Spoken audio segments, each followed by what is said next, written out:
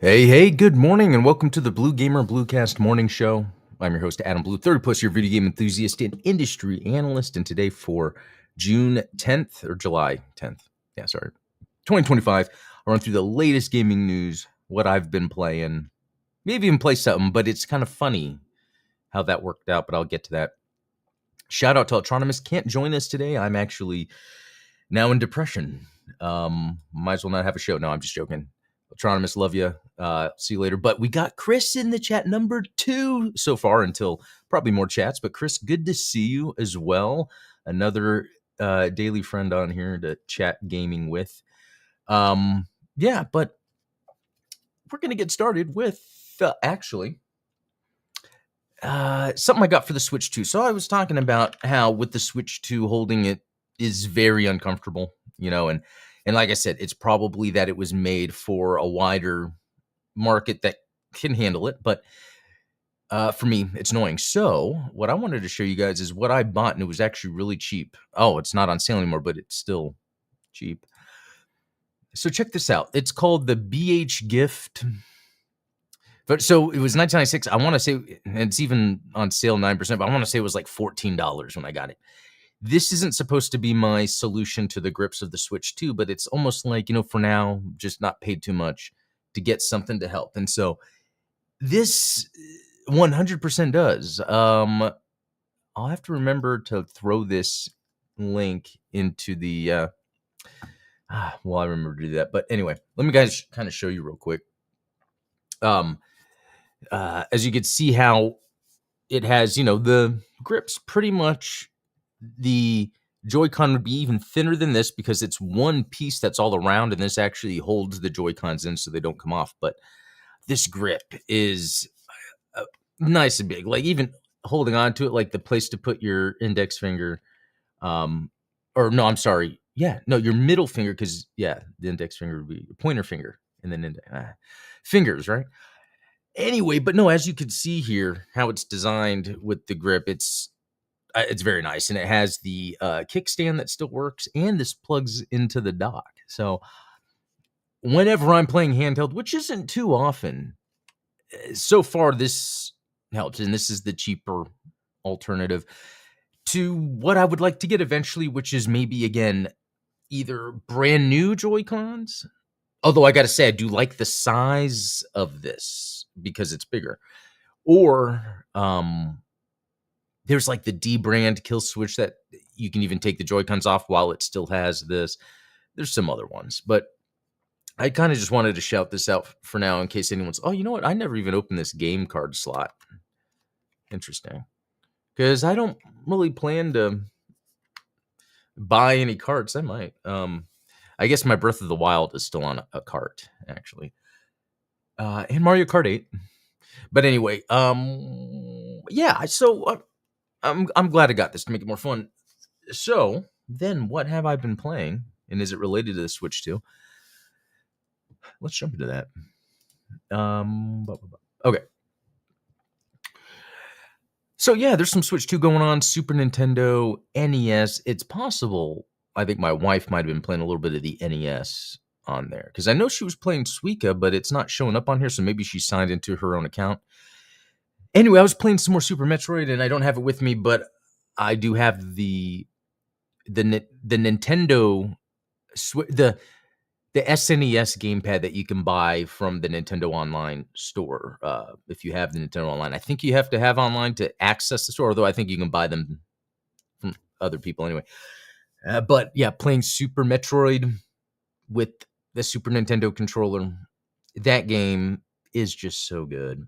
And it felt so good playing with the Super Nintendo controller. I really miss that.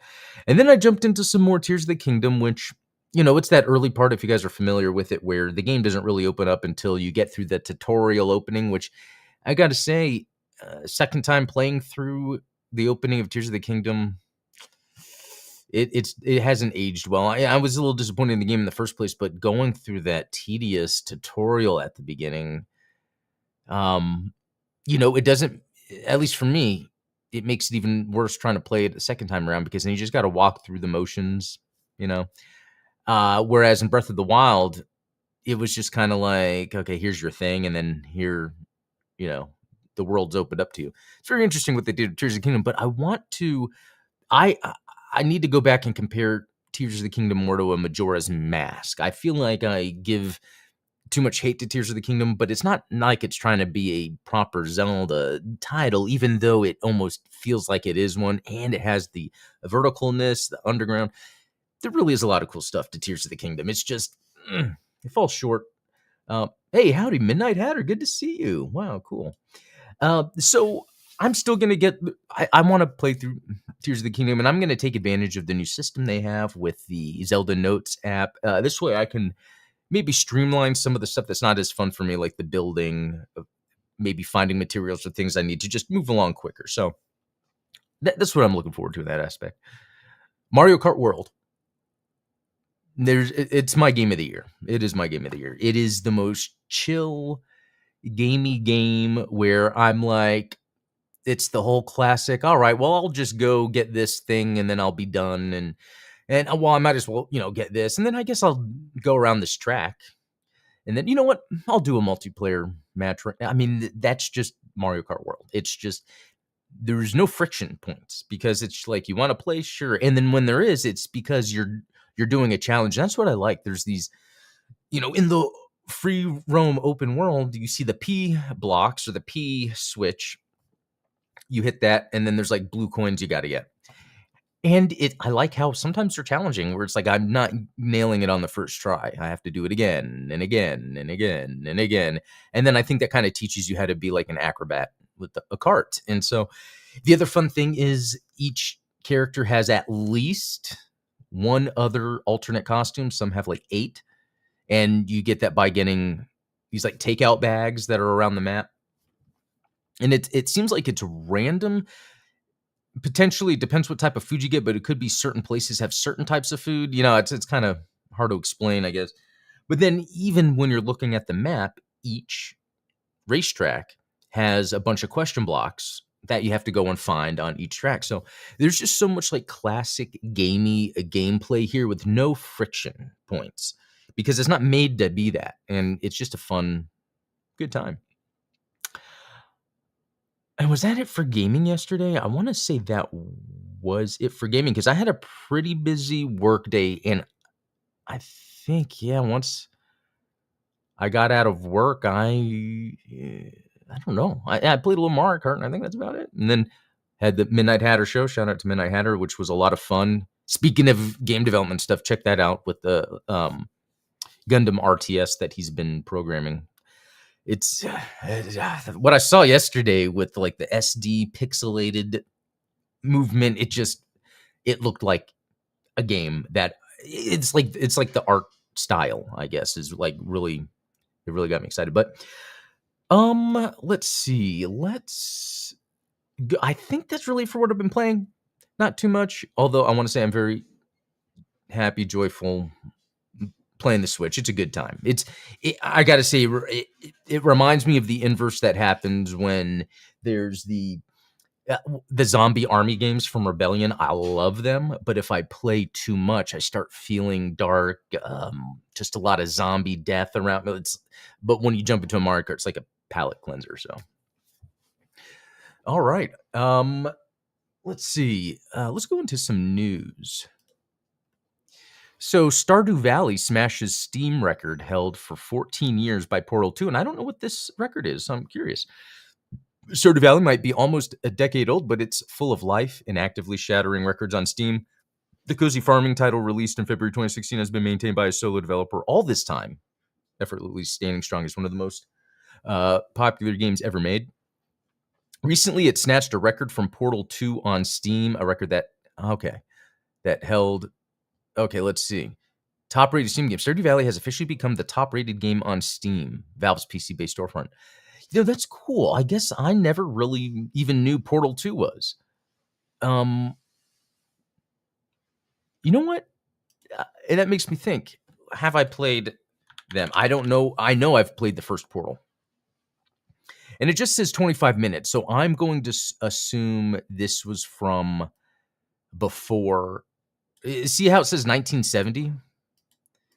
Yeah, I've beaten it. So it's not that it's 25 minutes. But Portal 2, I can't believe I even put 44 hours into Portal 2. The last time I played it being April 26, 2011. So, I mean, I guess so. I barely even remember. Wow. That's cool. Let's look at Stardew Valley. I played 31 minutes on Xbox One on 26. I haven't played much of this. This doesn't seem like it's my thing, but being the top rated game, it's like, yeah, I might want to play. And I feel like this is more like the Mario Kart type game where these are more chill games. So congratulations. That's very cool. What are some other games you're showing here? Vampire Survivors makes sense. Terraria, Left 4 Dead. Let me see actually. Terraria, let me. Okay. It looks like Google Play. I might have started it, and then I played an hour on Steam, an hour and 7 minutes. That's neat. And then I think Vampire Survivors, we all know what that is. I barely remember 2011. I know that's what I was thinking when I saw that I had played Portal 2 for that long. I was like, I mean, I met my wife in 2011. That was in October 2011. September, October, because I know one of our early dates was a Halloween party. Anyway, yeah, 50 hours of Vampire Survivor, so very cool. Oh, you know what I'm being reminded of when I see this Dracula X? Just real quick, listening to an awesome podcast last night after the Midnight Hatter show, of course. Midnight Hatter Live. So Breakman X had an awesome episode yesterday on video game music. And it's funny because this is like late for me when they go on, but it was great timing because I was going to sleep. I had your plugs in just talking about video game music, and Jack Burton of the Breakman X squad had brought up one of his songs that he brought to the table was actually my favorite, and it's the Blood Relations of Heaven and Hell from Rondo of Blood, TurboGrafx 16. Oh, Midnight Hatter, that's funny. I met my wife almost a year later. Oh, that is really cool. So that's really cool, that time frame of that stuff happening. But hey, sorry, dog was getting into that. All right. Anyway, that was an aside. Shout out to Stardew Valley, I think it was Stardew Valley. Okay, Ninja Gaiden Ragebound new stage and boss fight gameplay.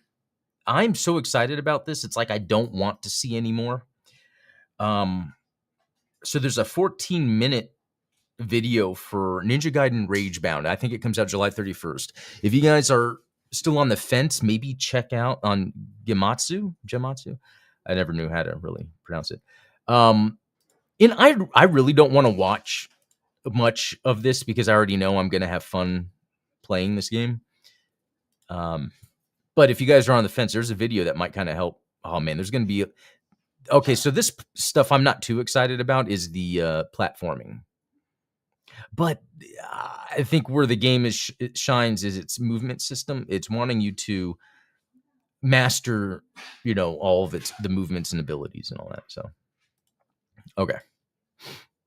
All right, this looked neat, and I haven't heard of this. Rah Rah Boom launches August 12th. I think the reason that I wanted to look at this is cooperative side-scrolling beat 'em up. It's like, yeah, you got my attention there. I haven't even looked at this. I don't know what to expect. August 12th. It's not too far away. Let's see. Gilly Games, never heard of it, but the animation looks good. The combat stuff going on here looks good. It's like you got a ninja samurai type character. Grab your pom-poms, gear up for 4. And this does seem to be, it's like 4 girls. It might be female-centric. I don't know if that really matters or anything. It reminds me of the River City Girls game. I mean, again, not that it really matters. It's girls or not, but I wonder if they're just trying to maybe appeal to that. But adding to wish list, August 12th. I'd try to play any beat 'em up. It says shoot 'em up also, and we did see the girl had a gun, so that could be pretty cool. Anyway, that comes out August 12th. There's a demo now. I'll probably let me download it. A cheer themed beat 'em up. Yeah, I guess actually that's more what it's going for. Thank you, Steven. That's actually what this is doing. I didn't realize. Hold on, let me pull it back up. I messed up what I was doing. Yeah, because if it's called Rah Rah Boom and it has the music like it does, um, that is funny. That is interesting. I think that's the first of its kind. We had Lollipop Chainsaw. That was a cheerleader themed zombie action slasher game. Anyway, I'll keep an eye out for that. Okay, Wargaming's live service title Steel Hunters scrapped after 3 months. So I forgot if I talked about this game or on here or played it on stream. I played like the opening demo. Yeah, there we go. It says only 9 minutes, and maybe it was only 9 minutes. It was better than Mecha Break. I will say it was better than Mecha Break for sure. But interesting, I guess what the takeaway is how quickly. Hey, Gemkill X, what's up, man? The animation looks more like a fighting game than beat 'em up. Yeah, it'll be interesting to see what the combat system is in these games. I'm always curious where they're going, what direction. But anyway, it's been interesting with the Steel Hunters, with this Mecha Break, War Robots Frontiers. I don't know what it is, but it seems like it's very hard for the gaming industry to like really make good mecha combat games. And I know you could look at Armored Core. And those are fun in a way, but especially the more recent ones, I just consider them more action games. There's not really. I mean, yeah, you're designing your mecha. It's a slice. It's a slice of the mecha combat, but I feel like there's so much room for mecha combat in between. Mecha Break and Steel Hunters and War Robots, those are like 3 different types of mecha games, yet they're just not working. Do people not care for mechs as much? Because then I look at, Gundam. As a fan of Gundam, I don't feel like any of the Gundam games are mecha games, and I like Gundam because it's mecha, or mechs, or however you want to call it, giant robots that you can pilot. The average live service game's runtime keeps getting shorter. Let's see. Steel Hunter is one of the many examples of live service game having a short lifespan in recent times. After reportedly pouring $200 million into live service shooter Concord, Sony pulled the game from, say, within weeks of release late last year. Yeah, it's the multiverse. I mean, yeah, I guess it's just going back to all that. I think. So I wonder if it's just more of, it's not indicative of the mecha genre, just the game industry. Okay, Monster Hunter Wilds is still 2025's best-selling game. And I'm going to bring it up again that I feel like I should play as much as I can of this before the end of the year, because I've never, other than maybe the PSP game or something, a version before, I've never really spent too much time in a Monster Hunter game, because when I would do the combat, I could tell, it's more of, it's not like, I mean, you have your animations and your hits you do, but there's not that connective tissue of like a Souls-like combat, But like being a best-selling game, that doesn't always equate to a good game, but Capcom is known for making good games, so I really want to give it a shot. But anyway, just shout out for being a best-selling game of 2025. And what else is up there? The Elder Scrolls 4 Oblivion Remastered from Microsoft. That's very interesting because that's a Microsoft title that came out of nowhere. I mean, it had been rumored. I think there had been leaks of this coming out, and then it dropped in. Yeah, wow, that's really cool. But it's interesting because how many of it is new players and how many of it is players that have played it before? Yeah, I don't know. Okay, Assassin's Creed Shadows from Ubisoft. That makes sense. Call of Duty makes sense. MLB The Show. So it is interesting that a Elder Scrolls 4 can sell more than an Assassin's Creed and a Call of Duty. And what's interesting is all of these games, except for Monster Hunter, but Elder Scrolls, Assassin's Creed, are on a service. So you can play Assassin's Creed Shadows on Ubisoft Plus, and you can play Elder Scrolls on Game Pass. So these are service-based games, but they're still the top-selling games. And I just think that's interesting to clarify, just because there's a lot of pushback on Game Pass kind of killing video games. So, Chris, a lot of people aren't jumping to free-to-play game.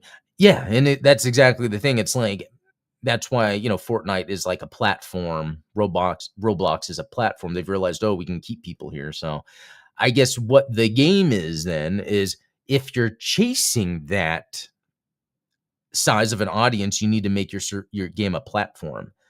But if you're not going to make your game a platform, you probably need to have a more reasonable expectation of sales. And that kind of goes back to, that's what Nintendo was doing with Metroid. Metroid doesn't sell too well, but within their market, they know that, okay, we can just have a third party, make our Metroid, and it's a little cheaper, but then that gets that crowd still on our handheld. It's almost like marketing. Kingdom Come 2 Deliverance, or Kingdom Come Deliverance 2, however you call that. That's pretty cool, because you hear a lot of cool stuff about that. It's very survival-like. Not sure if I'd be into it. Split Fiction, made by the It Takes Two devs. Elden Ring, Night Rain. So the only thing we're not seeing on here yet, and I think it's because it just happened, is the Switch 2 games. Because I would think they're gonna take the charts, right? Also interesting to see Forza Horizon 5 on there, considering when that came out. But it's just that it's on PlayStation right now, so it's selling. That's interesting. All right. Was that? Yeah, I think we kind of looked at that, the best-selling game. So, but that's just for May. But no, okay. So I want to check something out real quick, because yesterday we were talking about, there's this game, Fallen City Brawl, coming out. And I was like, okay, then I can download the demo to play on the next day. But then when I went to go, at first I couldn't find the game. And then I realized, because in my Steam, it's shown as 2024. I'm like, why? Well, in May of 2024, I played the demo for 7 minutes. So I must have not liked this game. Let's jump in and see if that was the case. Because I was shocked. Again, this is how Steam works. Like, the last time you played a game, like, depending on, like, anyway, I was looking at my list of installed games. I'm like, I don't see it. And it was, like, down.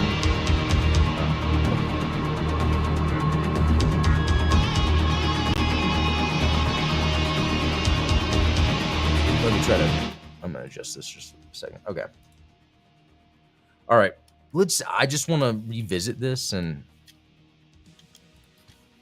I'm a fan of East Asia Soft. Okay, I'll just start with the main character, Mike Wells.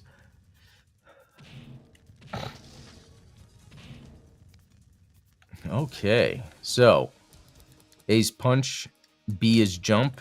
I don't know if I like that. Okay, that's very Nintendo, I think.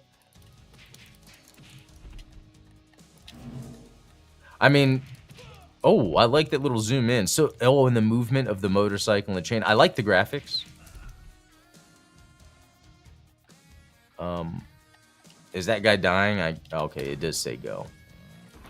The foreground. Okay, you got the double tap to run. I love the zoom going on. Ooh, and a katana. But that's crazy. The shotgun. Oh, there's a lot going on. Okay, how do I pick something up? Oh, there we go.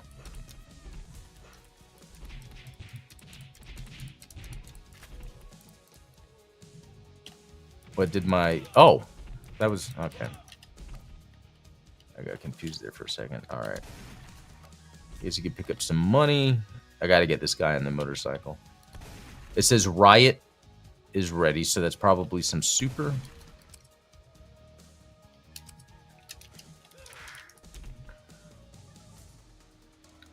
Oh, there we go. RB.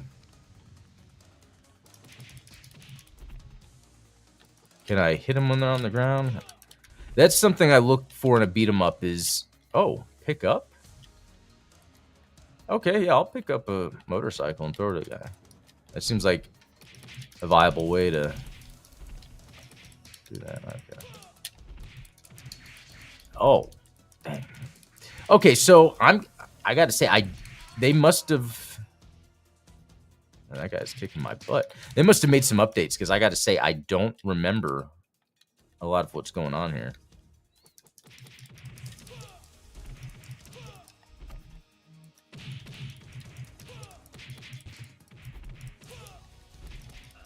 All right.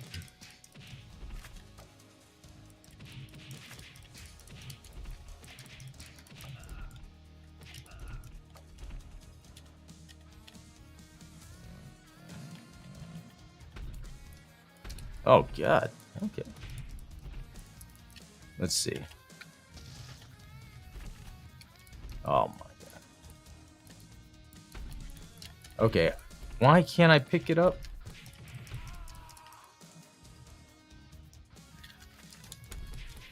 It is kind of weird. There's this odd feeling in this game with the animation and then the connection of a hit or being hit.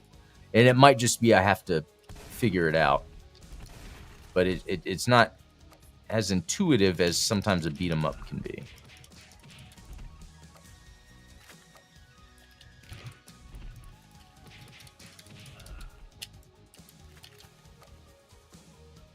I'm curious what I could be doing with this cash.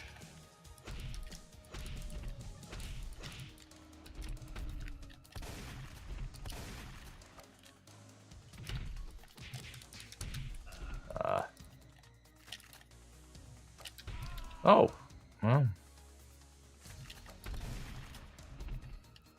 I tell you, B being jump. B as a jump button. I have trouble.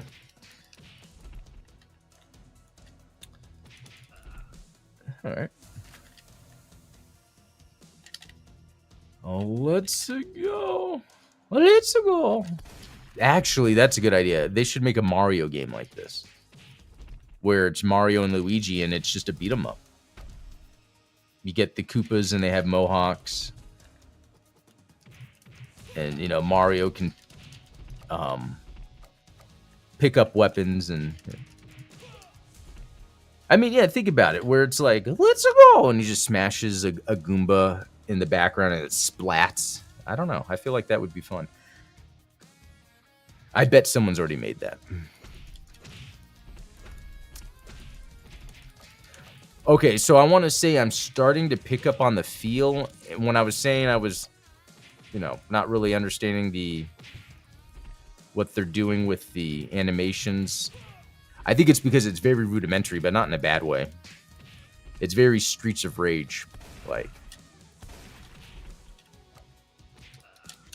is there not a... It's because when someone's laying on the ground, I want to go up to them and then, you know, either press down and attack, up and attack, jump and attack to like do it. But it doesn't... The game isn't that involved.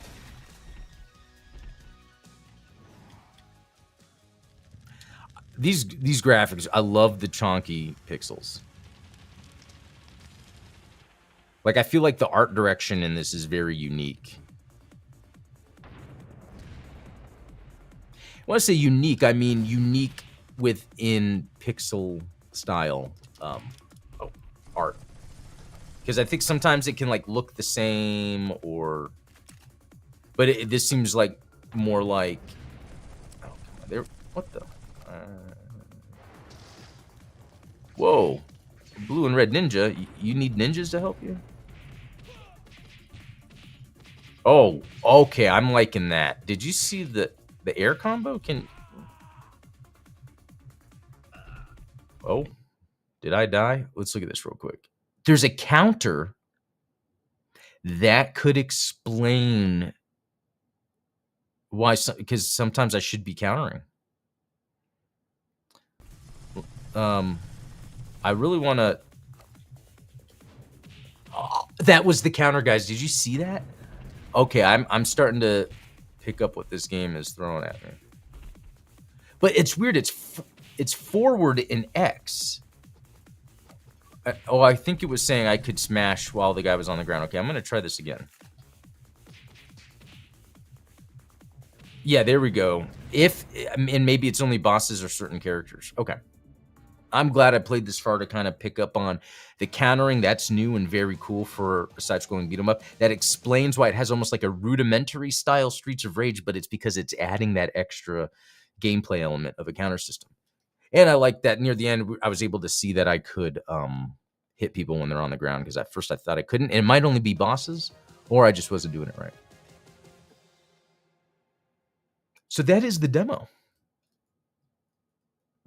Okay, they must have made some sort of update since the original demo, because I gotta say, this nailed it. So guys, let's look at the store page real quick. Not of the demo, but of the actual release. Okay, this is it. So August 12th, 2025. Hey, not too long, a little over a month. It doesn't have a price yet, but there's a demo. What could the price be? You know, I'm going to just say $20. It might not be that. Okay, now I'm seeing these other games. I'm like, what are these games? Yeah, East Asia Soft is a good publisher. I feel like they have unique games. Well, guys, I think that's going to be it. I'm going to head out. That was a lot of fun. Thanks all for tuning in. I'll be back tomorrow with some more news, but until next time, have a good one.